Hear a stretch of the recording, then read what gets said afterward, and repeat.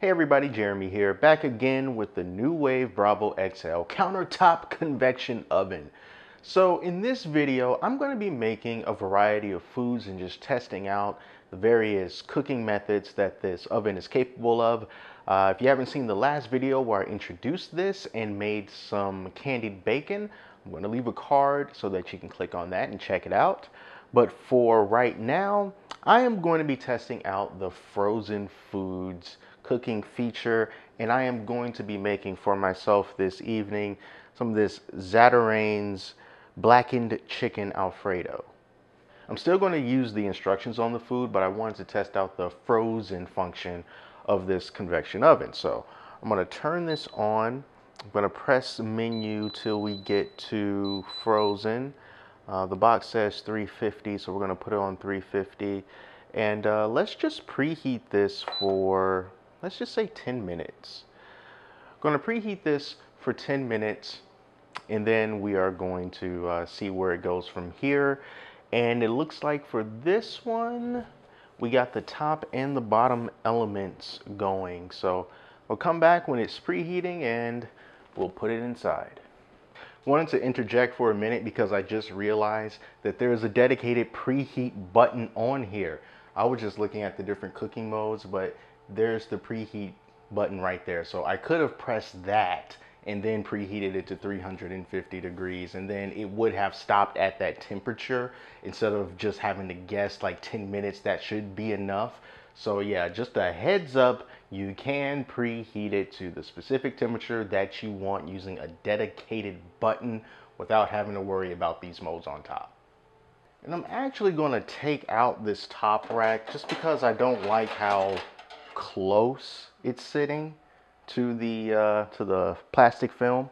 So it's in the middle rack. I'm going to close this up, and I am going to cook it for 35 minutes at 350 degrees.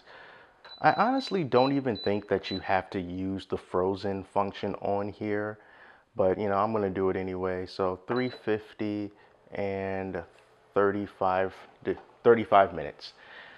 So it seems to me that you can probably also do this if you just use the regular bake function, and then it would have preheated to 350 degrees by itself, and then I was able to put it in.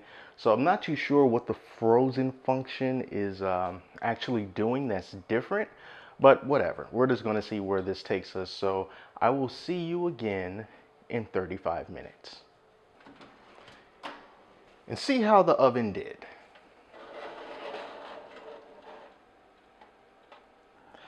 I have prepared this in the oven before, so I already have a idea of what the consistency is like when I use it when I cooked it in a traditional oven. So just got to mix all this up. Tell you right now, these noodles, they are nice and soft. This chicken definitely feels tender. And as for the taste, let's see if it's any different. The Bravo XL did a good job. It's good consistency. It's cooked nice and thorough. Thumbs up. So let's move on to the next dish. For the next test, I'm going to be cooking a ribeye steak. And I'm also going to be using the temperature probe so that I can try to get it as close to mid-rare as I possibly can. But before I do that, I'm going to preheat the oven. I'm also going to be using the broiler pan along with the baking tray underneath it to catch all the juices. And I'm going to put that at the very, very top because I want this to get warm along with the inside of the oven. So let me close this up. Let me pop the light on so you can see. And I'm going to turn the unit on, and I'm going to press the menu to get to broil. That's how I'm going to be making it. By default, the broil temperature is 500 degrees. That's what I want it to be. That's as high as it's going to go. And I'm going to press this in, and I'm going to set it for 5 minutes. Let that preheat for 5 minutes, and then I'm going to pop the steak in there and then also use the temperature probe, and we'll see how it turns out. Preheating is almost done. In case you're wondering, I haven't done anything special to this steak. All I did was put some lime juice on the front and back, or really all around it. And then I also just seasoned it with some salt and pepper. That's all I did. All right, so preheating is done. So let's open this up and pull out this tray. So even though we are going to lose a little bit of heat just for, this whole demonstration, that's okay. So I got the steak here. I'm going to put it on the broiler pan. Can you hear that? Nice. All right, so also what I'm going to do is I'm going to turn this back on again. I'm going to take the temperature probe, plug it into here, and then I'm also going to plug this into the meat. I'm coming in from the side, and I have it inserted towards the center of the meat as close as I can get it. Now I'm going to put this back in and slide it all the way, well, at least as far as I can get it to the back. The cord is going to be hanging out of the oven. That's perfectly fine. It's going to come out from the top, just like this. I'm going to press the probe button. I'm going to set it to 130 degrees. That's the temperature that I want the meat to be at, and the holdover time should get it to about 135. All right, and I'm just going to take this back over to broil, and this is going to continue to cook. I'm going to come back in about 3 to 4 minutes so that I can flip it over. But as you can see right now, the internal temperature of the meat is 68 degrees. Well, now it's up to 70 degrees, and the broiler function has activated. So this should not take long. I'm just going to come back in a few minutes and see where our progress is. Okay, so I'm not sure if you can see this on the camera, but I definitely have to let you know there is some smoking going on. You probably see it like right around this area. Some white smoke is coming out of there. That definitely does concern me because, I don't want to smoke up the house. I understand this is cooking a steak, but as I've cooked steaks in other appliances inside the kitchen before, smoke has not been an issue.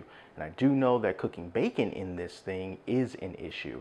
So I'm going to keep an eye on it and just kind of let you know how things are going to work out. I am going to open it up and flip this steak in about a minute or two. I'm not going to show that portion because I'm just flipping it.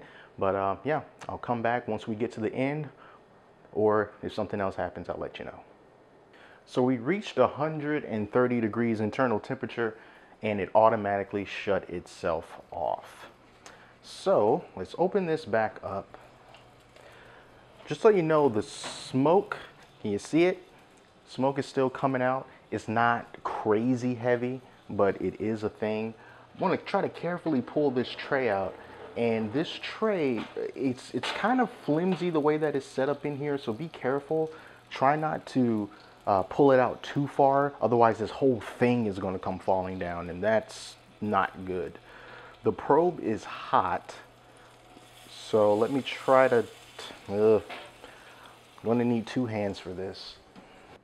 So here's what the steak looks like. I'm going to let it rest for a few minutes before cutting it, but first impressions are the color of it is not as that deep brown that I like to have whenever I broil a steak or cook it on a grill, but the final result is going to be all about the flavor. We did stop it at 130 degrees, so by the time it's done still cooking as it sits here, it should be around maybe like 135, maybe a little bit more than that. But while it's not the most attractive piece of steak, it's also not unappetizing to look at. So let's let this rest, and we'll come back and take a bite. All right, let's cut into this steak, see what we got here. Now this portion was already kind of falling off, so let's move that over. And let's just cut this here so that you can get a look at it. Let's cut this one. And this one.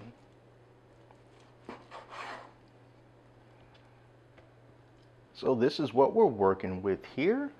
Now, I'm no chef, but that does look mid-rare to me. Let's give it a taste. It's so soft, and it's very tender, and it's very good.